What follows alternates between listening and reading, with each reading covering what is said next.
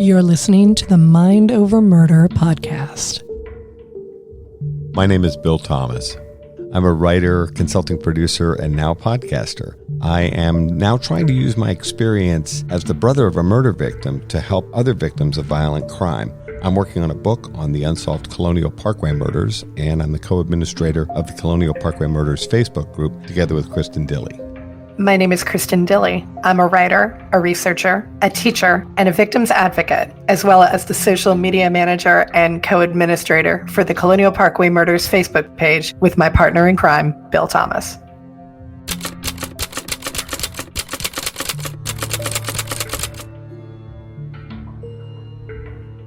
Welcome to Mind Over Murder. I'm Kristin Dilley. And I'm Bill Thomas. And we're joined today by author Ron Franscell, journalist and best-selling author of his most recent book, Shadowman, an elusive psycho killer and the birth of FBI profiling. Ron, thank you for joining us today. Hey, thank you, Kristin and Bill, for having me. I appreciate it. Go ahead and start by telling us a little bit about your educational and professional background. You're a prolific author, so we'd love to hear about your books in particular. It's funny, people use that word prolific, and when you're actually doing it, it doesn't feel like prolific. It feels like it's coming way too slow. Yes, I've written 15 books published. Number 19 is coming in February. Not a true crime, but a crime fiction. So that'll be an interesting little diversion in my path. I'm a lifelong journalist. I ultimately was a senior writer at the Denver Post, where I was charged with covering the evolution of the American West. And it kept me on the road constantly, looking for those places where the past, the present, and the future intersected, telling the stories of where we've been, where we are, and where we're going. So it was a complex kind of mission. It ultimately led on 9/11 to me being dispatched to the Middle East to cover the beginnings of the terror war in the Middle East, using some of the same techniques that I'd been practicing doing that beat, this narrative journalism, telling stories in a little bit different way than people are usually accustomed to seeing in a newspaper. Early in my career, I wrote a couple of novels. So what you do in that narrative journalism, and what I was doing, was trying to tell these completely true stories using a few of the tools from a novelist's toolbox. So that what you ended up with was a story that had the feel and the texture of a novel. It was a story. It had foreshadowing. It had characters. It had dialogue, but it was utterly true. And that's what you see there in Shadowman, is this idea of telling a true crime story, but telling it in a way that you might expect to see in a mystery novel. It's an interesting background to have, to be telling true stories in a novelistic style. It was pioneered by the very first writer of true crime books, Truman Capote, and that's what In Cold Blood was, an attempt to blend journalism with storytelling. The fact that Capote was himself a novelist and a fiction writer trying to do journalism in a creative way has, I think, over the years, it evolved in my mind to, I think it would be better done by a journalist who's learning the fiction rather than the fiction writer learning the journalism. Because I think where Capote made some errors in Cold Blood, it could be attributed to that. It was a lack of basic grounding in journalism. But what I've done, of course, Capote might quarrel with that too. I came up as a journalist, and I took some of those tools to use to do my journalism. And again, that's what in Shadowman, in the book before that, Alice and Gerald, a homicidal love story, in my very first true crime, The Darkest Night. I've actually just been talking to my AP Language and Composition class about this very topic with In Cold Blood, which is the blending of fact and storytelling. And we were definitely talking about the fact that Capote took some liberties in ways that he definitely should not have. So I actually did recommend to my kids today that if you want a good example of nonfiction narrative, I actually recommended your book. Thank you very much. This is a great approach to it. It's interesting because true crime, in my mind, breaks down into two major subgenres. And one is the commercial. And it was typically the kind of books we're seeing in supermarket shelves. And they're fairly formulaic. There's a crime, there's an investigation, there's an arrest, there's a trial, and there's a verdict. And the bad guy gets what's coming to him. They are often centered around domestic violence of some kind, and they're aimed directly at today's modern true crime reader, which is 80% a female market. Yes.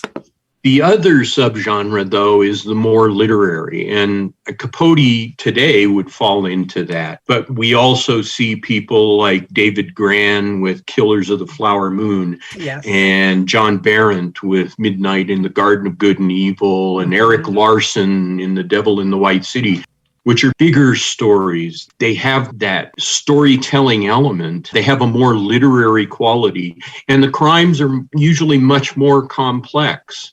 So it's I won't say the least popular of the genres, but I will say the commercial is the one that makes all the money. And you just listed a whole bunch of my very favorite true crime books there too. Yeah, and this is definitely, I'm taking notes here so that I can take this back to my AP Lang class as well and fold it into my lecture. So thank you for helping me do my job. I appreciate that. Well, I'm happy to help. I was laughing quietly when you were talking about Capote a few minutes ago. I know that Kristin uses In Cold Blood as one of the books that her students study, but I was also thinking about Capote as a kind of a personality. To watch him on talk shows when I was a kid. Yeah. And when you said you thought that Capote might have argued the point, I thought to myself, been watching him on, probably it was on Dick Cavett or something like that. He probably would have loved to have argued the point because, man, that guy could talk. No, he really could. And he's one of those people who I would love to have a beer with. Simply because his mind was working in a way that nobody's mind was working at the time. He could have continued to be the successful novelist that he was.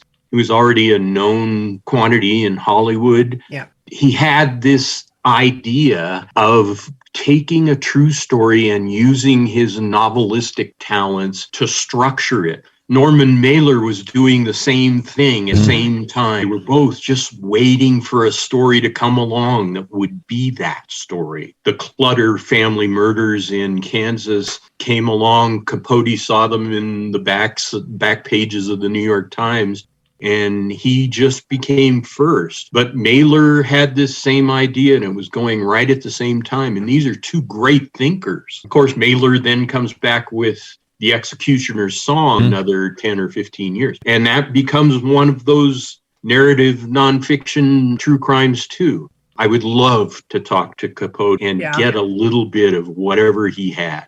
So let's go ahead and pivot to the case that's at the heart of Shadowman, and that is the case of Susie Yeager. How did the Susie Yeager case come onto your radar at first? Let me start by saying that the secret of my success as a writer has been that I never pick a story I can screw up. That's good advice. The Shadowman fell into that category. I first came across it when I was doing that job at the Denver Post and crisscrossing the West and listening to these marvelous stories of the past in all of these corners of the West where we don't often poke our noses. And the story as it was presented to me at that time was a little tourist girl was camping in a tent in a state park in Montana when one night somebody cuts into her tent and steals her away. And without any evidence, without any suspects, the FBI turns to this idea of criminal profiling and actually creates its first ever criminal profile. And that was it. I didn't know what happened to the little girl, and it just didn't fit in the journalism portfolio that I had at that point. But I filed it away. Later, when I looked more closely at it, I'm seeing something very different than that little précis that I was given. To me, it had a power that had this universal stuff like perverse love and persistence and devotion and a mother's anguish. By the time I circled back to it and realized that it was more than a kidnapping. It was this grotesque series of crimes in a part of the country where I grew up, and it was a turning point in forensic history, and nobody had ever told the story.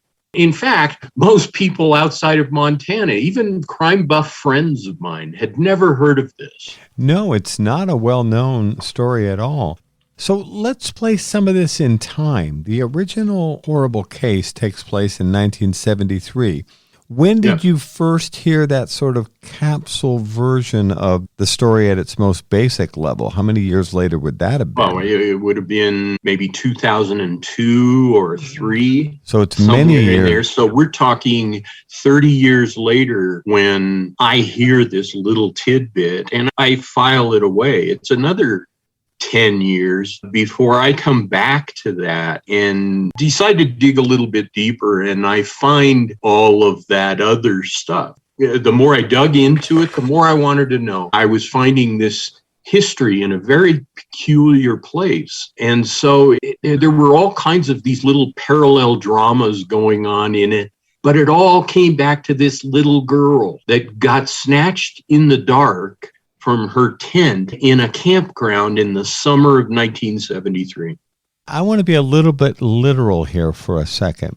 When you say you filed it away, do you mean you actually wrote something down? Someday I want to explore this case, or did you just put it in the back of your mind? No, I actually wrote something down, and I'm an old school journalist. I maintain what I call a futures file. And a futures file is simply a collection of notes to myself to check back in on this at some point. It's not working right now. It doesn't have a news peg.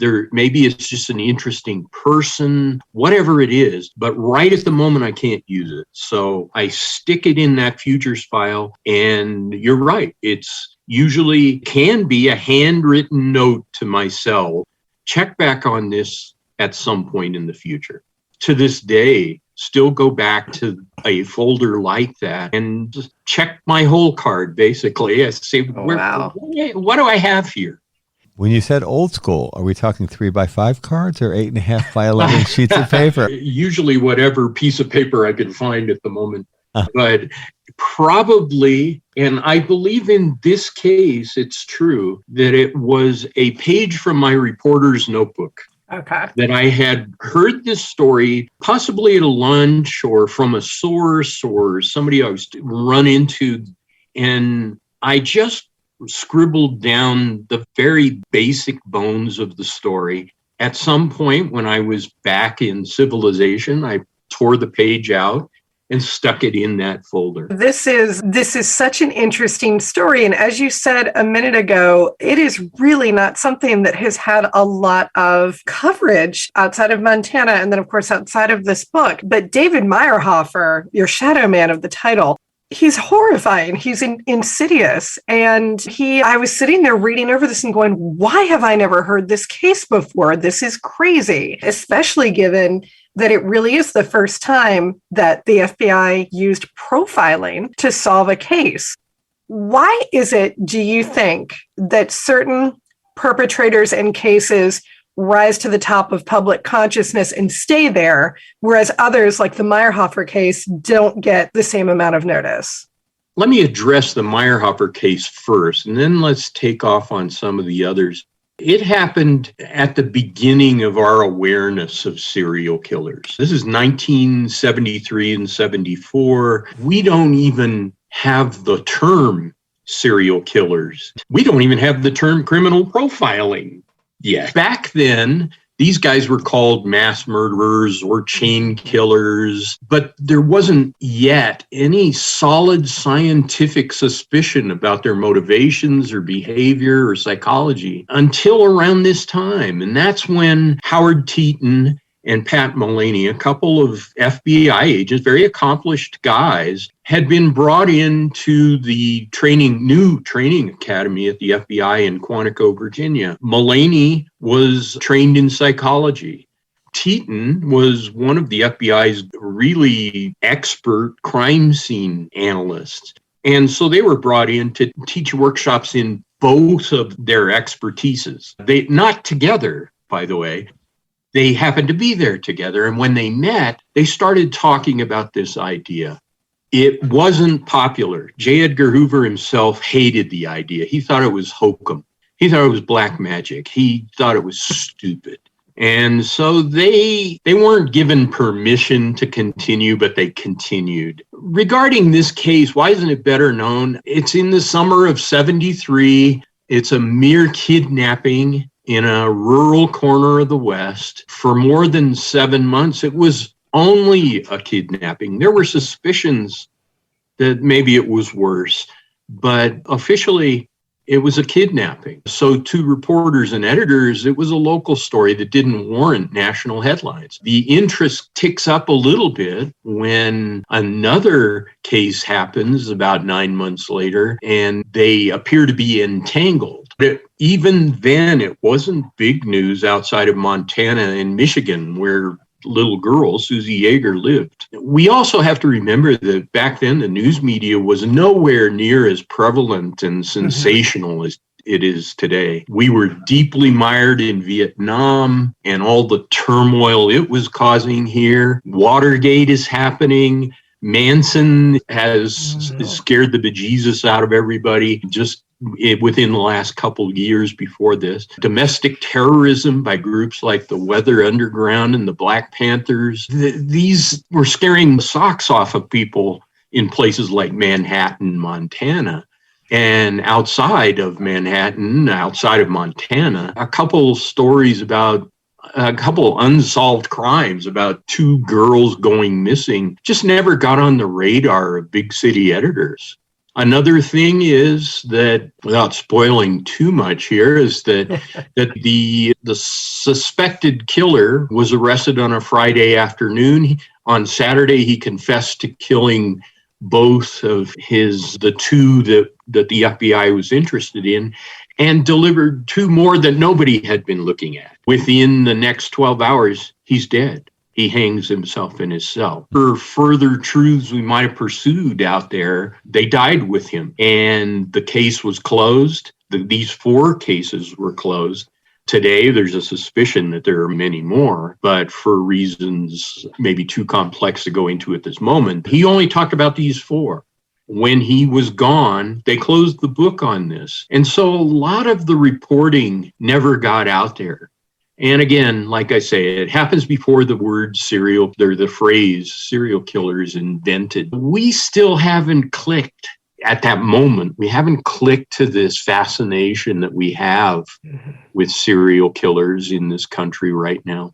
And I think in 1973, it was possible to have a regional story like this that might have even created a significant amount of coverage in Montana, but somehow didn't make it onto the national radar. And exactly. And you're exactly right about that. And it's in fact not just possible, it's likely that an editor in Miami or Chicago or LA is just not going to see the kind of quality in this story for his or her reader. Today, you think about the number of media sources we have at our fingertips, literally on the internet. Back then, that just wasn't the case. Remember, even then, we had 3 TV networks, and that was it. And you might read your local paper, but if the local paper didn't pick up this story, you don't know about it. And it just didn't have that national kind of feel.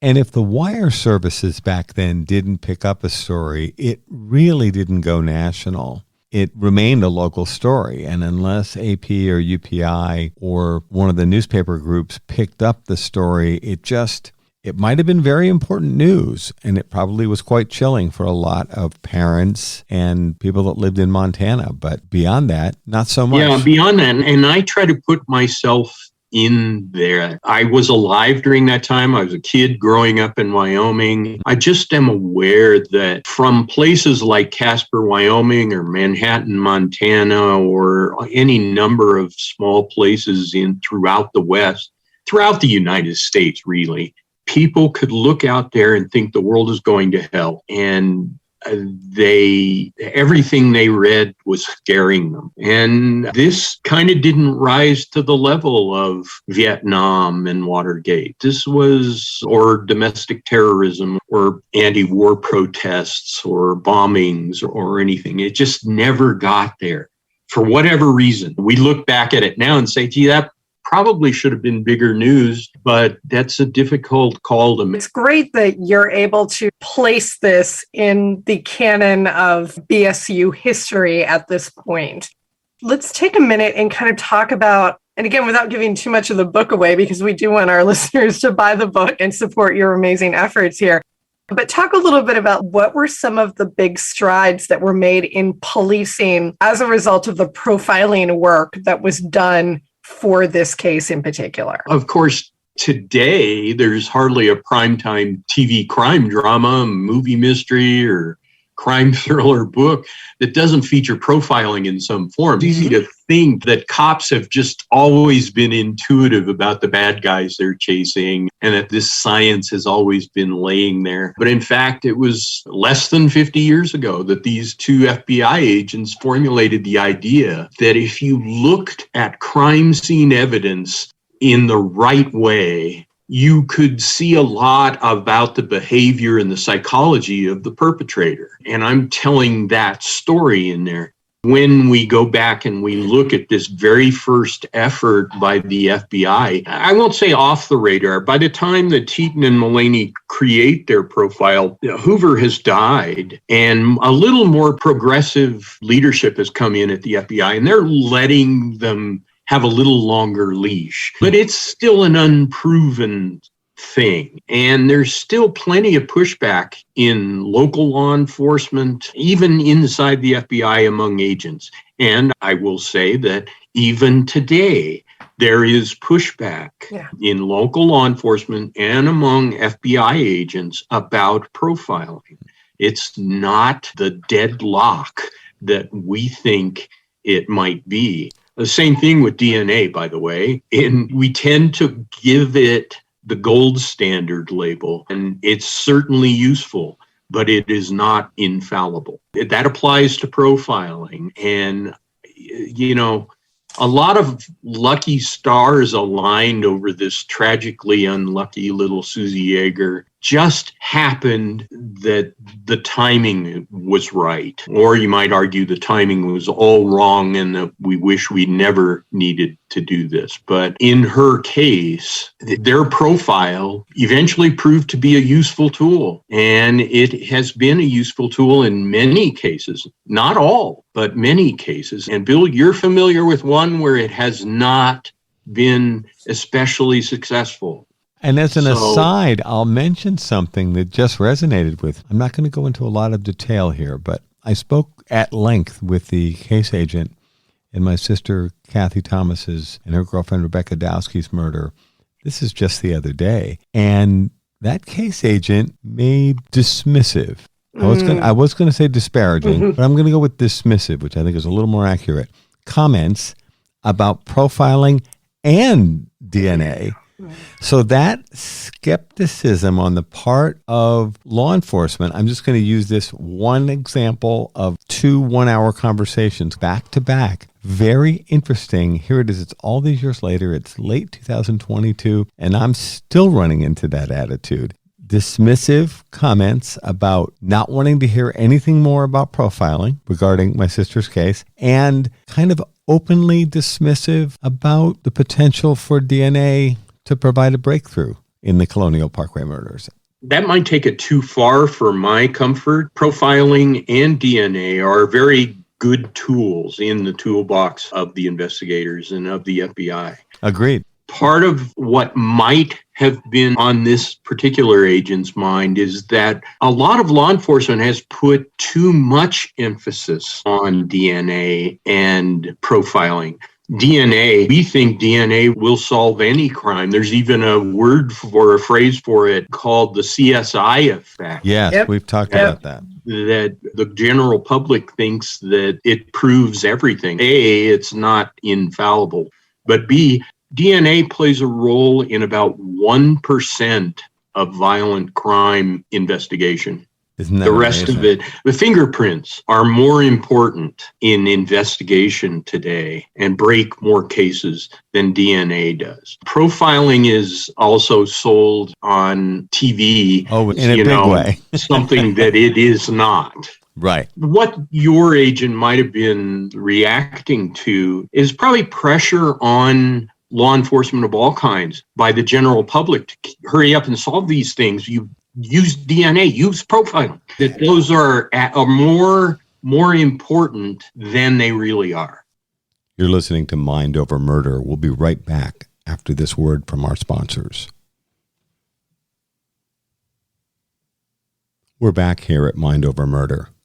Look at the Idaho College murders right now. I was just thinking of that. Something days into this, we've heard a few of the profile elements, but they still don't have their guy. And I think too, and it's actually, this was alluded to in the book, I think a lot of people still have this kind of profound misunderstanding of how profiling actually works.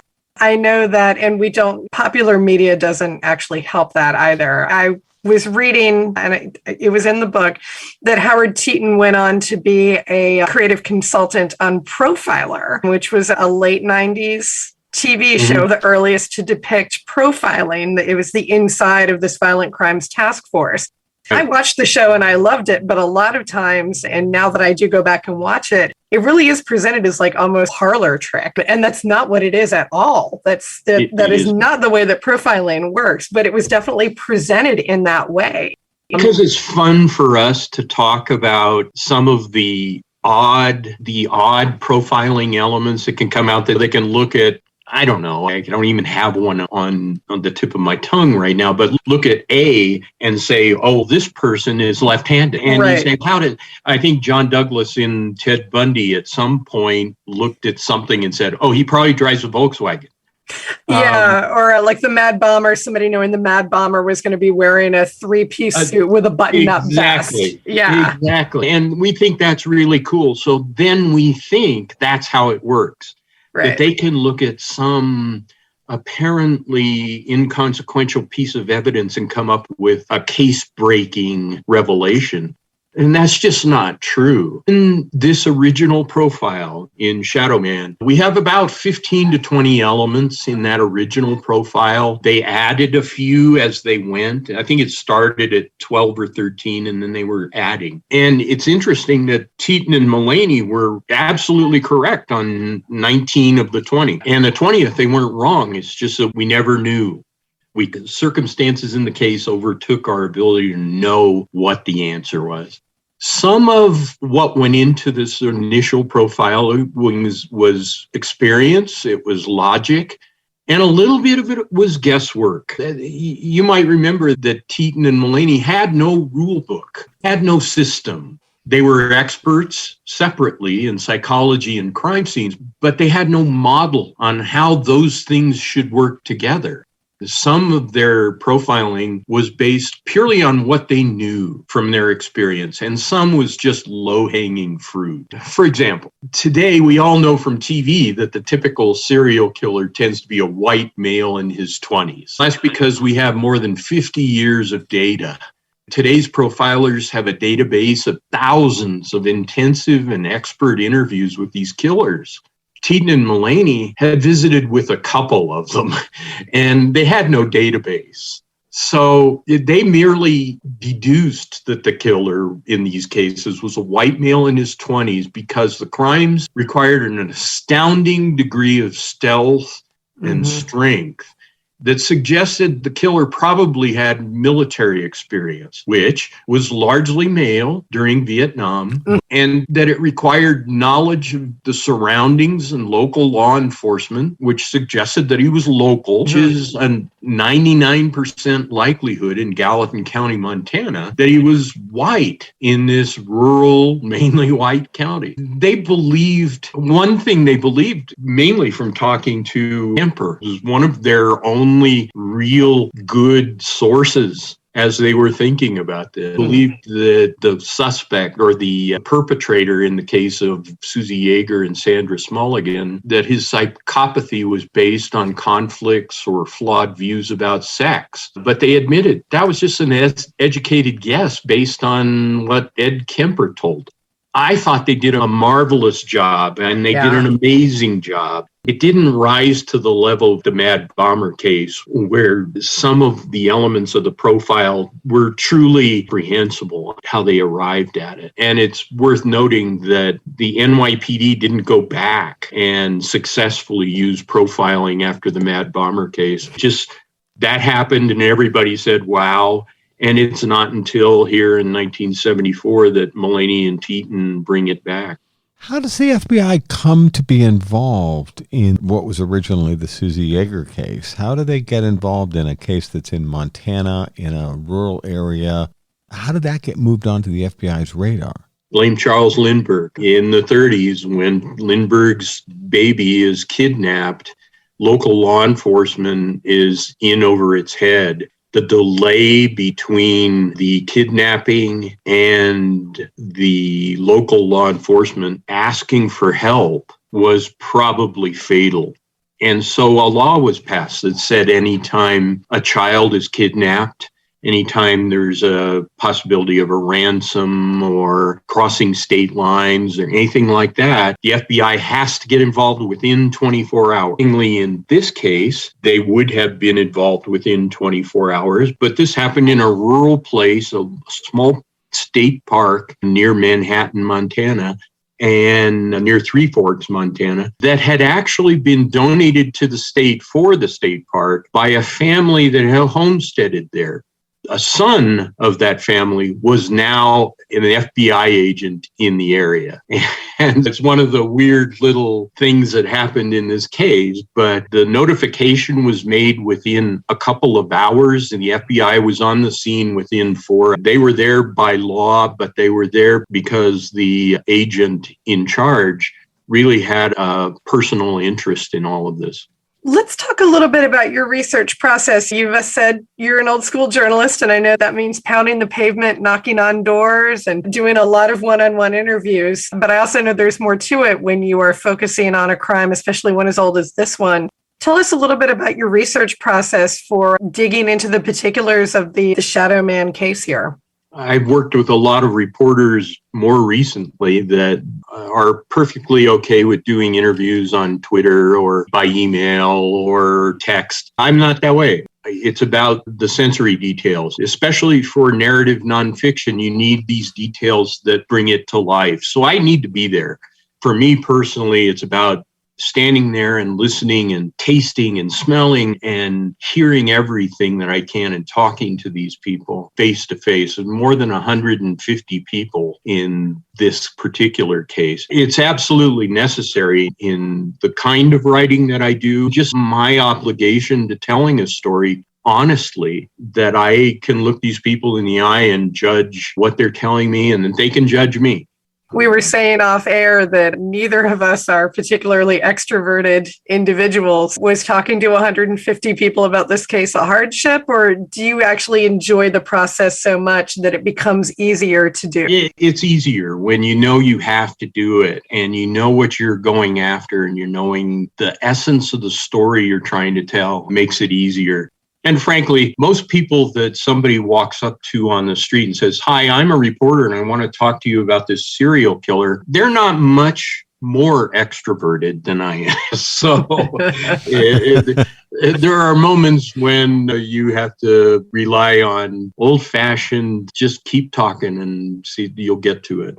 In terms of looking at what must have been some pretty horrific crime scene photos, How do you process all of this? Every author that we've talked to talks about processing in a little bit of a different way and how they have to get out of their head at certain points just to cope with the material. How do you cope with this kind of dark material? I recently did a book in 2016 called Morgue, A Life and Death, and I did it with one of the world's great medical examiners, Dr. Vincent DeMaio. And to tell stories of about 13 cases that were significant in his career, I had to wade through a lot of those photos of autopsies and that sort of thing.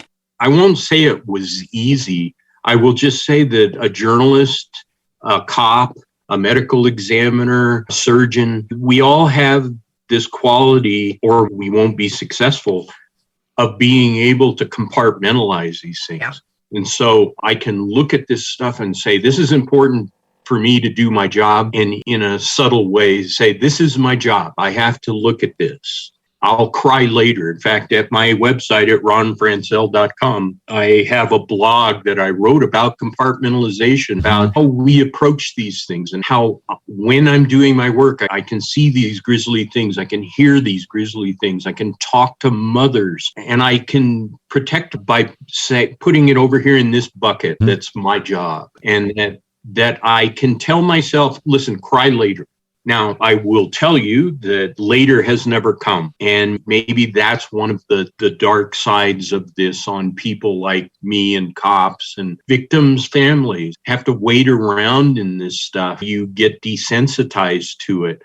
I just never want to be desensitized to the point where I can't see these things and be moved. But I don't want to be at the point where I'm stopped dead in my tracks either. One of the most chilling things in the book is the point that you make about writing about David Meyerhoff, the killer. You also learned that his brother, Alan, became a serial sex offender known as the North End Rapist. It's just so horrifying to learn something like that. What do you make of that? How do you think that happens? Something was happening in that family. Something happened to them. I don't know what it is. I could never get to that. Again, circumstances overtook our ability, mine, the FBI's, the world's ability to know all the facts here. Nonetheless, I plunged into that. I did an interview with this serial child rapist brother who exhibited many of the same behaviors. It suggested something that I couldn't fathom, actually. I asked in one of the most surreal interviews of my life, when you're sitting talking to a serial child rapist about some of these things and about his brother and his growing up. I'm not a forensic psychologist. I wish that I could put this fellow with a forensic psychologist like Richard Walter and have somebody tell me what's likely. But we never got to that. And that's a disappointment to me. And it's part of the psychopathy that Teton and Mulaney identified ahead of time. Before they knew who the killer was here, they told us he was going to try to take control of everything before this is over. And they made the warning and it went unheeded. The control that David Meyerhoff exerted leaves us without a lot of answers. It is an absolutely fascinating book. It is one of the more bone-chilling cases. And Bill will tell you, I read a ton of true crime. It probably more than is good for me. Definitely more than is good for me. But this is... It's your job. Yeah. But boy, this is one of those books that once I started reading it, and I also listened to the Audible version, couldn't put it down, and it was absolutely blood-chilling. So kudos to you for an absolutely amazing book. What is next for you in terms of projects? I don't know how you're going to top this one. I really don't. What are you looking at next? COVID drove me indoors. All of that boots on the ground research that we talked about, I couldn't do it. I couldn't get into motels, couldn't eat in restaurants, couldn't get into libraries or courthouses. I certainly couldn't talk to people. So I stayed at home and I wrote a murder mystery. That murder mystery is coming out in February, and I'm working right now on a sequel. I've got my eye on several cases that I might like to jump into. One of the problems is that modern true crime publishing wants resolution. Yeah, we've heard this before. A lot of cases like Colonial Parkway, if they don't have a resolution, they lack some interest among the people who bring these books to the world. I think that's, unless it's Jack the Ripper, the Black Dahlia, or something like that, they aren't interested until somebody gets what's coming to them. It's funny, I've told Kristin this. I wrote a manuscript about the last several years of the Colonial Parkway Murders investigation and sent it out to agents and publishers, and I got very good feedback. And people said, you're actually a very good writer. We really like this story, and it's funny how people, I don't think they mean for this to sound as cold as it did to me. They said, this story would be so much better if it had a happy ending. And they seem to lose sight of the fact that we're talking about the Colonial Parkway Murders, which I have a direct family connection to. Of course, I'd love for it to have a happy, I'm putting air quotes around that, ending where bad guys get walked into jail in handcuffs, but we're not there yet. And I said to Kristin at the time, welcome to my life. Of course, it doesn't have an ending. No. It's not real. 60% of homicides in America today are solved or closed. 40% of homicides in America today are unsolved. They go unclosed, unresolved. And how can we honestly say that isn't true? I want to write true crime, and that might mean that this case has ruined lives, has upended our laws, has upended our communities, but we don't know who did it. In modern publishing today, it's more likely that book could not be published because of the lack of resolution. Yeah. Death Row is your next book. So this is a work of fiction. This is a murder mystery. It is. I love the fact that your publisher has decided to put it out on February 14th, which I think is very romantic. For Valentine's Day. I hope so. If you're looking for a gift for Valentine's Day, there you go. Mystery lover in your life. Ron, it's been a real pleasure having you on, and we can't thank you enough for your insights. The book can be found where? Everywhere. Anywhere you buy books, everywhere. Amazon, Walmart, your local bookstore. God bless you if you can walk into a local bookstore and buy books. That's what you should do. Ask for Shadowman by name. Please do. That's going to wrap it up for this episode of Mind Over Murder. We'll see you next time.